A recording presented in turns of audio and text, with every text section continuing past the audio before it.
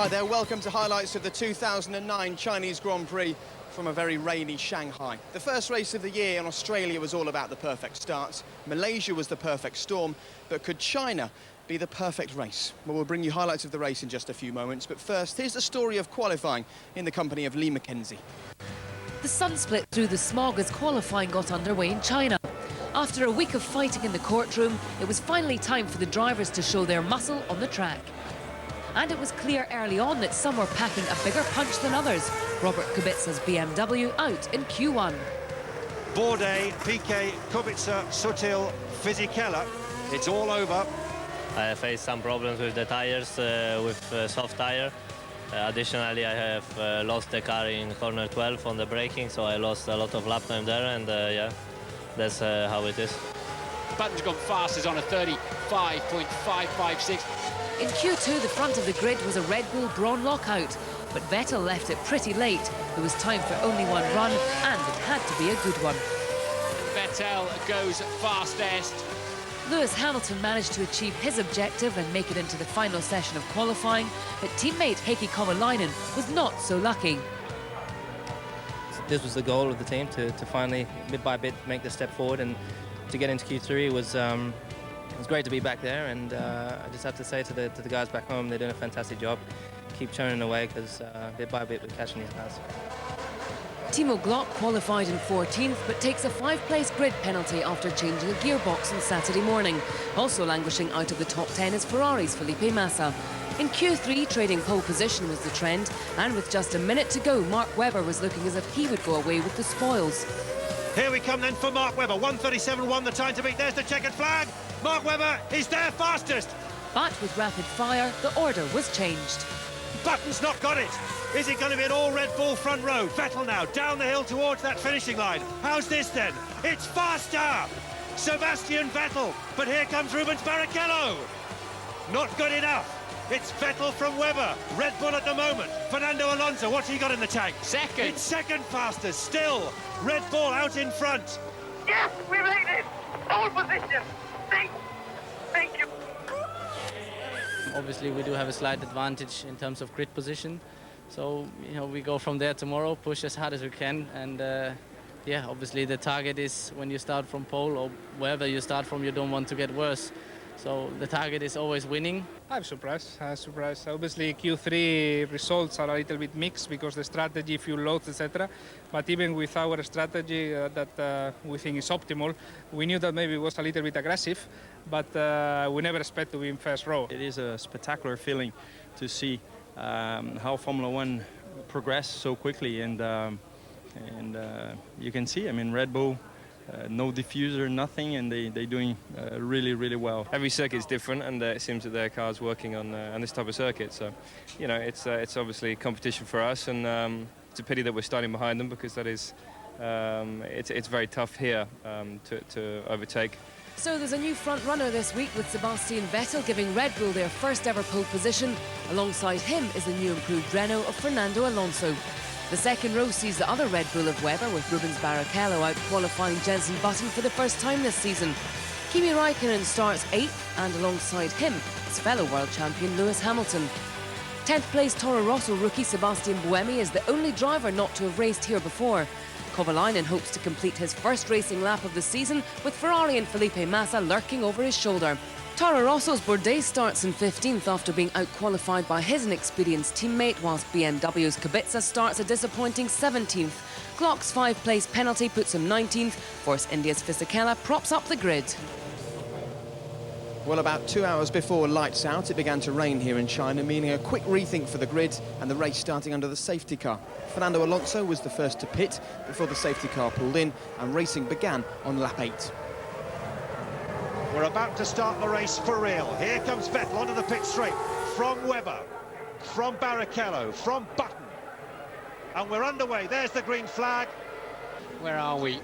And or does he just, no, he just drops it. Oh yes, he got hit from behind into that last corner. I think he's just been rammed from behind. There it is. Yeah, I don't think that BMW will be going too much further. They're putting a new wing on it. That's Kubica into the back of Jarno Trulli. So off they go again. Vettel from Button, Webber. A Vettel 4 seconds faster than Button on that opening lap after the second safety car. And Nelson Piquet has wiped the nose off that. There he goes. They look somewhat terrifying as you're heading towards them. Jensen's about to make a mistake under braking. Touched the white line briefly, would have just unhitched the front tyre, and Webber through. Now, it's that little puddle on the turn into 16, the final corner. Again, they can go across the Astra and back on. Jensen Button says, thank you very much, I'll have some of that back. As I started to say earlier on, this race is not over. Webber comes straight back at him. So he didn't want to give that away for too long. As we watch Vettel being fueled up now. Jensen Button is going along the pit straight now. There is Button. And he's through into second. Vettel rejoins in third. And Mark Webber pits from the lead. It's the end of lap 39.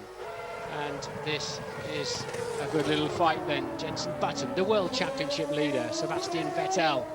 Button will barely see him, he's that close with all the spray, the wall of spray behind him, and it's done. Wonderful move now by Vettel. Button pits then. As Vettel sets the fastest lap, 152.6. Oh, somebody's gone off big time in there.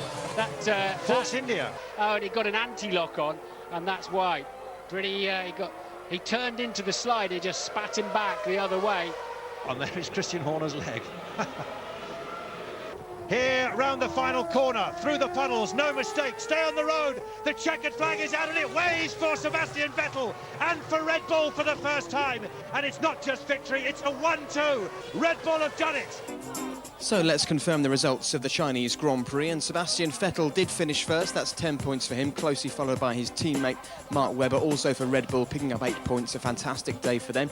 It was then the two Brawn GPs of Jensen Button and Rubens Barrichello in third and fourth, the two McLarens of Heikki Kovalainen and Lewis Hamilton in fifth and sixth, and a good couple of points for Timo Glock and a really hard-fought point for Sebastian Buemi for Toro Rosso, who came in 8th place. And this is what it all means for the Drivers' Championship.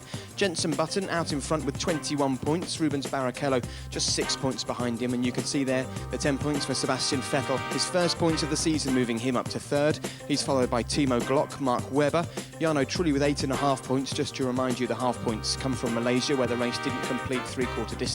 Nick Heidfeld, Fernando Alonso and Heikki Kovalainen, along with Lewis Hamilton, all picking up 4 points. And here's how it affects the Constructors' Championship. Brawn GP still showing their dominance, 36 points well out in front. Red Bull with 19.5. Toyota just 1 point behind. And then McLaren now picking up 8 points, starting to look a bit more positive for them. BMW, Renault, Toro Rosso and Williams there in 8th place. And of course, no Constructors' points at all yet for Ferrari after 3 rounds of the 2009 season. Congratulations, Sebastian. You've just given Red Bull the biggest day of their racing career. How does that feel? Phenomenal. It feels fantastic. I mean, it was a very difficult race, a very long race. I don't know. I mean, we did 56 laps, but in terms of time, I don't know how long it basically took to complete these laps. Yeah, fantastic. Extremely difficult because there was a lot of water, standing water, some rivers, even some lakes. Cars were going off. The team was telling me by radio, be careful, be careful. So I had all the time a warning, but you know, in the end, I had a lot of moments with aquaplaning where the car just started to slide, and I was hoping the tire to stick again. And yeah, fortunately, in all these moments, I had back the control of the car a bit later, so I'm extremely happy. I mean, it's an incredible achievement. Yesterday we struggled a bit with the reliability. Today that was no problem at all for both cars, and finishing 1-2 and having won the race, it's fantastic. Oh, it's incredible, you know, to get on the podium so early in the season, and you know, we absolutely deserved it. You know, it wasn't on attrition, it wasn't on down to other people's misfortune. It was because today as a team we delivered, and Sebastian and I pushed each other at times in the race. Obviously, I was behind Jensen the next restart with the safety car. Lost a bit of time there. It was a great opportunity for Sebastian to escape. Hit the river again, and then Jensen got back past me again. Then I was totally furious, and I went totally around the outside at turn 7. It was a big move. And then once it was in, it was down to that gap, and it wasn't possible to close that sort of gap at the end of the race. So big day for the team. Are you happy to be in the podium, or are you disappointed not to have won it? No, you got to say that it's first of all, it's great finishing the race, and I'm really happy to be on the podium. You know, it's the third step down, but to get through this race was great, and it would have been so easy to throw it off. Was just trying to push that little bit harder. Well, I was pushing pretty hard, and in turn one, I mean, I had some massive moments, but was able to catch it and keep on the road. The Red Bulls were just too fast for us today, and when they got a gap of about 15 seconds, we knew that there was nothing we could do. But the problem is that even if you back off a little bit, you've got just as much chance to aquaplane and lose the whole race. It was exciting to watch. What was it like to drive? It was terrible. It was not. It was a little bit fun at the beginning when I had some grip. But as always, I don't know if it's my driving style or my car, but it seemed to destroy my tyres very, very early on. And I remember, especially at the end, they said there's 20 laps left. I've just come out, and after 5 laps, my front left tyre was finished. And so it was just really tough, you know, aquaplaning all over the place. And I'm sure it's the same for everyone, but I was giving it my best. Any positives you can take away from this weekend as we head to Bahrain next weekend? Just that we finished, and obviously the reliability of the car is fantastic, and so great job to the guys back home.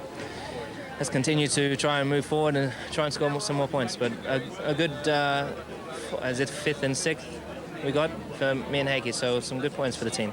So, Red Bull take the fight to Brawn GP as Formula One proves once again that you can't take your eyes off it for a second. The sun may have gone down here in China, but Sebastian Vettel, well, he certainly shone in the rain in Shanghai. Thanks for joining us. We'll see you in a week's time for the Bahrain Grand Prix.